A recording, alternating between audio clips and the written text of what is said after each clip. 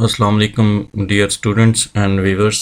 मैं हूं कमर ज़मान आज के नए लेक्चर के साथ। आज हम जिस टॉपिक को स्टार्ट कर रहे हैं उसमें हमारे पास तीन टॉपिक हैं, जिसमें फ़र्स्ट ऑफ़ ऑल हम डाटा टाइप्स जो सी और सी प्लस प्लस में यूज़ की जाती हैं उनको एक्सप्लेन करेंगे। उसके बाद अंडरफ्लो और ओवरफ्लो के जो प्रॉब्लम्स आ रहे हैं हमारे पास प्रोग्रामिंग में वो, और लास्ट पे हम इसी कॉन्सेप्ट को विद सैम्पल प्रोग्राम जो है वो अंडरस्टैंड करेंगे। अभी तक जिन लोगों ने चैनल सब्सक्राइब नहीं किया, चैनल को सब्सक्राइब कर लें और बेल आइकन को भी क्लिक कर लें ताकि कमिंग लेक्चर आप लोगों को रिसीव होते रहें। अब इसमें सबसे पहले हम बात करते हैं डाटा टाइप्स जो सी और सी प्लस प्लस में हम इस्तेमाल करते हैं। बेसिकली डाटा टाइप क्या है?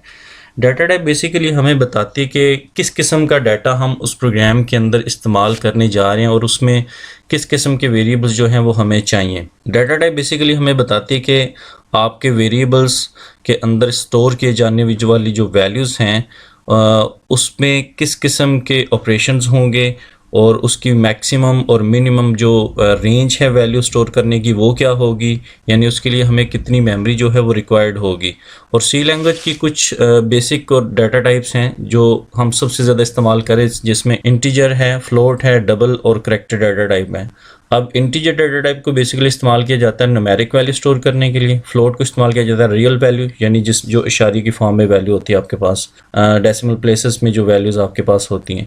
उसके बाद डबल डाटा टाइप है जो लार्ज रियल वैल्यू, यानी अगर आपकी काफ़ी ज़्यादा वैल्यू है जो स्टोर करना चाह रहे हैं प्रोग्राम्स के अंदर तो हम डबल डाटा टाइप को यूज़ करते हैं। और उसके बाद लास्ट पे है करैक्टर। अब इसकी फर्दर डिटेल जो है वो हमें इस टेबल में समझ आएगी, जिसमें फर्स्ट ऑफ ऑल टाइप, क्योंकि मेन वो 4 टाइप्स हैं डाटा टाइप्स जो हैं, और उन 4 को फर्दर एक्सपेंड करके इंटीजर की आगे कुछ सब डाटा टाइप्स हैं, फ्लोट की हैं, करैक्टर की हैं। उसके बाद डाटा टाइप का हर एक का साइज़ होता है कुछ ना कुछ, जैसे यहाँ पे टेबल में मैंने मेंशन किया हुआ है कि साइन करैक्टर डाटा टाइप जो है वो 1 बाइट रिजर्व करेगा, अनसाइन करैक्टर भी 1 बाइट लेगा। इस तरह इंटीजर 2 बाइट्स है, कुछ 4 बाइट्स, 8 बाइट्स और 10 बाइट्स।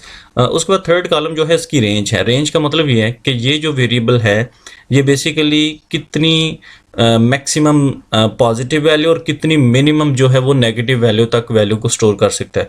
अगर हम इस रेंज के अलावा वैल्यू देंगे, यानी मैक्सिमम से ज़्यादा, तो वो ओवरफ्लो है, और जो मिनिमम रेंज से कम देंगे उसको हम अंडरफ्लो के नाम से जानते हैं। अब यहाँ पे एक चीज़ जो समझने वाली हो ये कि आप फर्स्ट 2 डाटा टाइप्स को देखें, जैसे एक के साथ लिखा हुआ है करैक्टर के साथ साइन और एक के साथ है अनसाइंड। और रेंज के कॉलम में आप देखें कि जो साइंड करैक्टर है उसमें -128 से लेके +127 तक, और अनसाइंड जो है वो 0 से लेके तो 255 तक। इसका मतलब ये होता है कि जो साइन करैक्टर टाइप होते हैं, यानी कोई भी डाटा टाइप जिसके साथ साइन का वर्ड लग जाए, इसका मतलब ये है कि उसमें हम हाफ वैल्यू पॉजिटिव और हाफ नेगेटिव स्टोर कर सकते हैं। अब आप देख रहे होंगे ये -28 है तो वो तो 127 है, तो बेसिकली वो 0 को भी हम पॉजिटिव के रेंज में लेके आते हैं। उसके बाद जो अनसाइंड करैक्टर है ये वहाँ इस्तेमाल किया जाता है जहाँ पे हमें जस्ट पॉजिटिव वैल्यू को स्टोर करना होता है, तो लिहाजा ये 0 से लेके तो 255 तक है। सो इसी तरह शॉर्ट साइन इंटीजर है जिसकी मिनिमम रेंज है -32 से 768 और +32,000 से 767 है, वो इसकी पॉजिटिव में रेंज आती है। उसके बाद last column basically format specifier का है। SPR का मतलब है स्पेसिफायर, तो जो हम लोग इस्तेमाल करते हैं इसके ऊपर हम अलग से एक लेक्चर जो है वो डिस्कस करेंगे। एक अलग से क्वेश्चन आता है, तो कमिंग लेक्चर में इंशाल्लाह हम फॉर्मेट स्पेसिफायर जो है उनको भी डिटेल से डिस्कस करेंगे।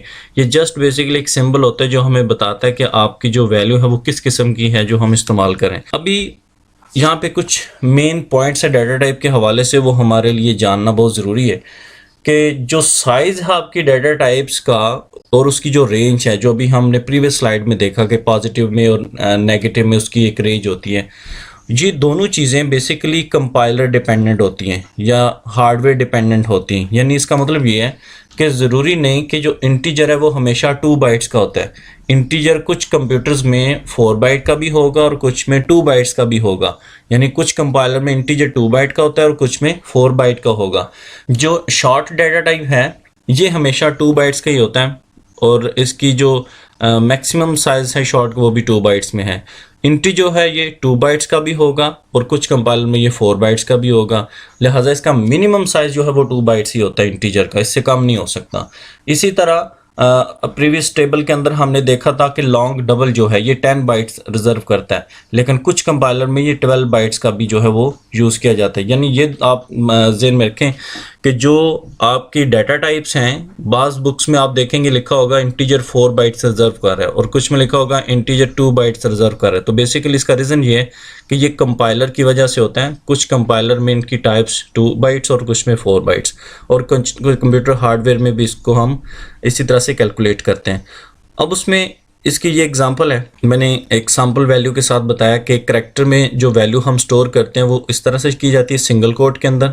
आप कोई भी चीज़ सिंगल कोट में लिख लें वो करैक्टर बन जाती है। अब आप देख रहे हैं सिंगल कोट में ए भी है, एक्स भी है, लेकिन 5 भी है। तो 5 जो है अगर विदाउट कोट होगा तो ये इंटीजर वैल्यू कंसिडर होगा, और अगर सिंगल कोट में होगा तो अब ये 5 जो है ये न्यूमेरिक 5 नहीं रहा, ये बेसिकली 5 एक करैक्टर बन चुका हुआ है। अब इसको आस्की टेबल के मुताबिक अलग से डील किया जाएगा। आस्की क्या है? American standard code information interchange. ये कोडिंग स्कीम है जो एनसी ने स्टैंडर्डाइज की थी, जिसको हम लोग इस्तेमाल करके अपने सिस्टम में डाटे को स्टोर करें और उसको ट्रांसलेट करते हैं। इंटीजर जो है इसमें भी आप पॉजिटिव और नेगेटिव वैल्यू लिख सकते हैं, लेकिन आप यहाँ पे देख रहे हैं कि इसकी इंटीजर की मेरी नेगेटिव में कोई भी वैल्यू -32,000 से लेके 768 से कम नहीं है और +32,767 से ज़्यादा भी नहीं है। तो ये दोनों वैल्यू पॉजिटिव नेगेटिव मेरी इसी रेंज में होनी चाहिए। इस तरह फ्लोट और डबल है, ये दोनों डाटा टाइप ऐसी हैं जिसमें हम पॉजिटिव और नेगेटिव जो है ये दोनों वैल्यू स्टोर कर सकते हैं, लेकिन फ्लोट के साथ। अंडरफ्लो और ओवरफ्लो, अब इसमें मैंने प्रीवियस स्लाइड में बताया था कि हर वेरिएबल की अंदर हर जो डाटा टाइप के मुताबिक हम वैल्यू स्टोर करते हैं उस डाटा टाइप की मैक्सिमम और मिनिमम रेंज होती है। जैसे इंटीजर की मैंने बताई -32,768 से लेके तो पॉजिटिव में 32,767 तक होती है। तो अगर हम उसकी पॉजिटिव रेंज से ज़्यादा वैल्यू देंगे तो वो ओवरफ्लो होगा, और अगर उसकी नेगेटिव रेंज से कम देंगे तो वो अंडरफ्लो होगा। Assigning value which is more than its upper limit is called overflow and less than the lower limit is called underflow। अच्छा, यहाँ पे एक बात याद रखनी है कि हमेशा जब हम अंडरफ्लो और ओवरफ्लो को डिस्कस करते हैं तो अगर हम कोई इंटीजर टाइप की वैल्यू स्टोर करेंगे तो याद रखें ओवरफ्लो हमेशा नेगेटिव की साइड में प्रेजेंट होता है और जो अंडरफ्लो है ये हमेशा पॉजिटिव साइड पे। यानी अगर आपकी वैल्यू ओवरफ्लो होगी तो आंसर नेगेटिव सूरत में आएगा, नेगेटिव वैल्यू की सूरत में आएगा, और अगर अंडरफ्लो होगा तो आपका आंसर जो है वो पॉजिटिव की फॉर्म में डिस्प्ले होगा। इसको भी हम नेक्स्ट स्लाइड के अंदर एक प्रोग्राम की सूरत में भी समझेंगे।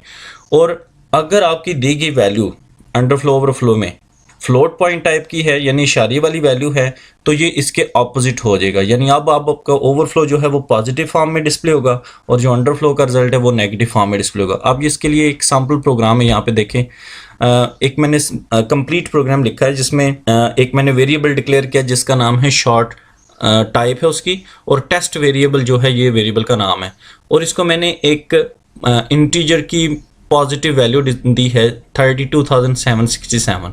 क्लियर स्क्रीन के बाद यहाँ पे सबसे पहले जो प्रिंट एफ स्टेटमेंट रन हुई है, इस प्रिंट एफ स्टेटमेंट ने उसको as it is as display किया है। तो फर्स्ट प्रिंट एफ का आंसर है, आउटपुट में देखें 32,767 एज इट इज़ एज।